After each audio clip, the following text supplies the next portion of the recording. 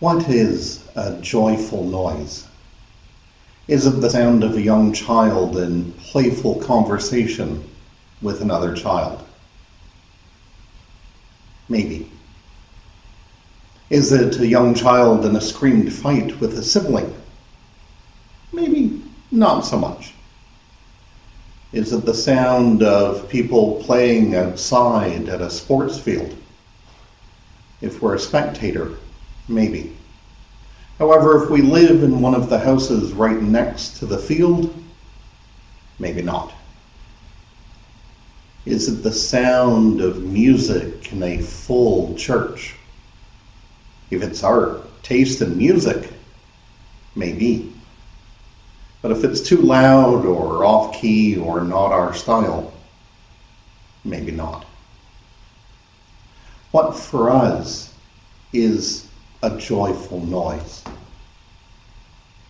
If we were here worshiping in person at this point, I'd be willing to say that any music, whether it's my style or not, whether kids were running up and down the aisle and screaming their heads off in this worship space, I would say that would be some of the most joyful noise that I've heard in a long time.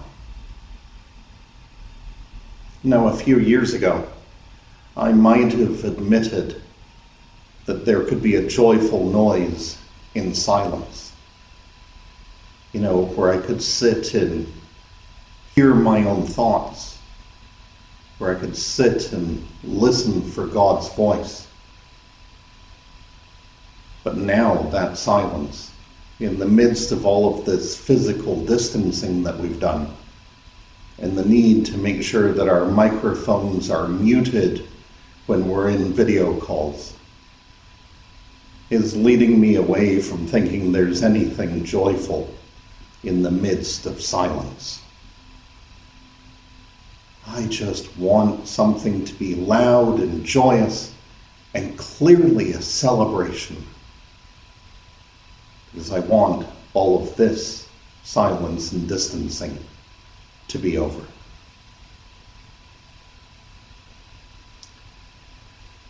This week, we've been reminded of some painful, some horrific moments in Canada's history, particularly around the residential schools.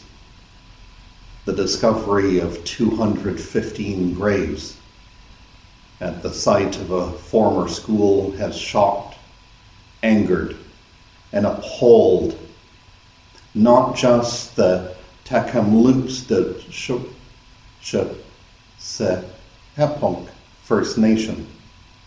I'm sorry, I really wanted to be able to get that right. It's angered not just that nation, but the nation of Canada and people around the globe.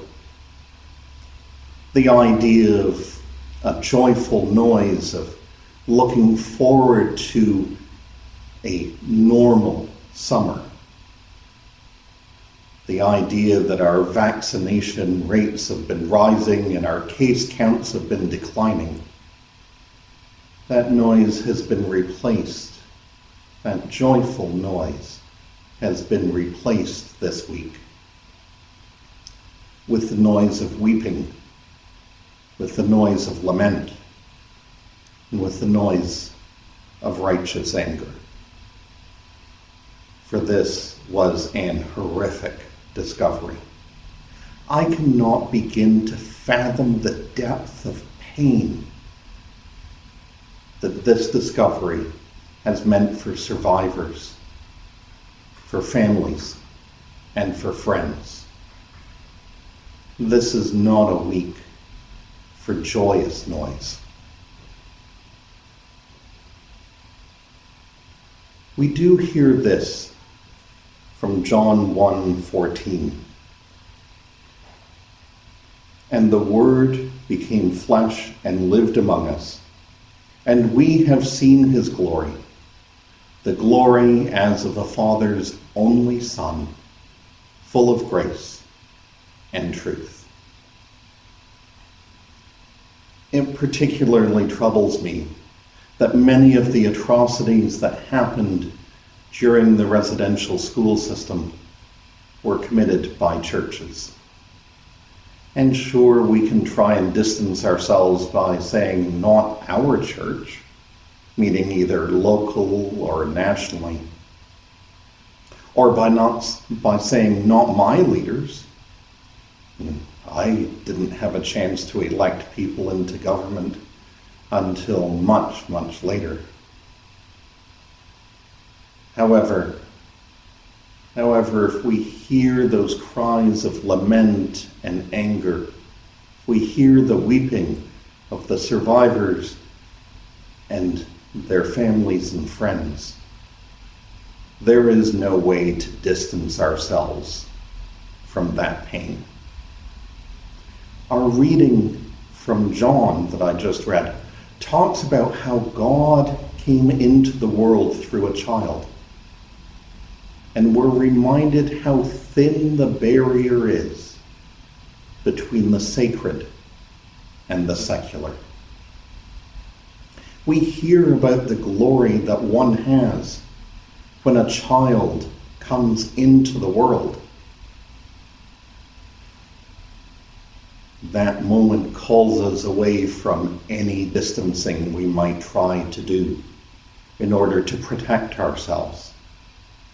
It calls us to a place of hearing and experiencing the pain that has been felt and continues to be felt by so many.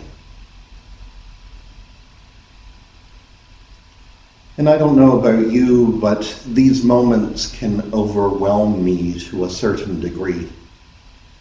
As a simple parish pastor here in Burlington, I cannot resolve the hurt and trauma experienced by many nations. I can't write governmental policy or enact laws to determine appropriate levels of compensation. How does one even compensate for such an horrific process?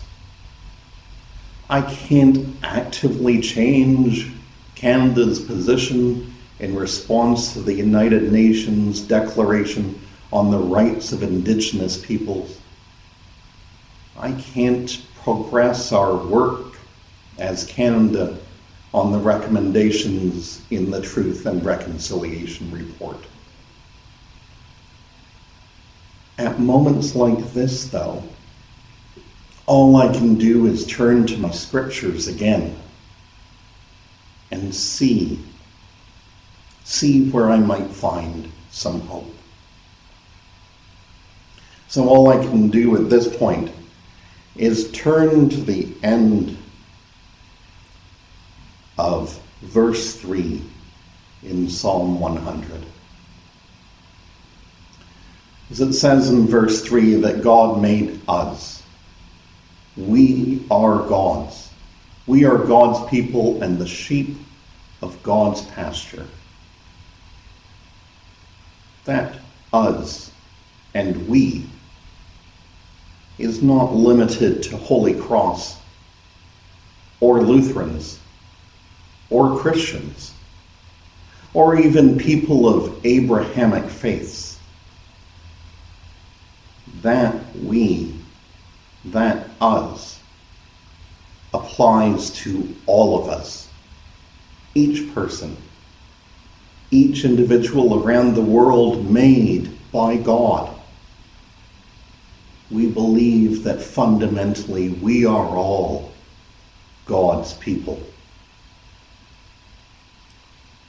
I can pray and work for the day that we treat each other with the respect that is inherent in each person as an image of our God. That day, I will be able to make a joyful noise to God when we reach out to each other in respect. That day, I will be able to bless God's name. That day, I will be able to give thanks to God for the enduring love and faithfulness that lasts for generations. But that's not today. We've got much work to do. We have much work to do. Yes, the day will come that we will be joyous. The day will come that we will be noisy. We need to work for that day to come soon, because our God promises to be with us up to that day and well past it. And for that we give thanks. Amen.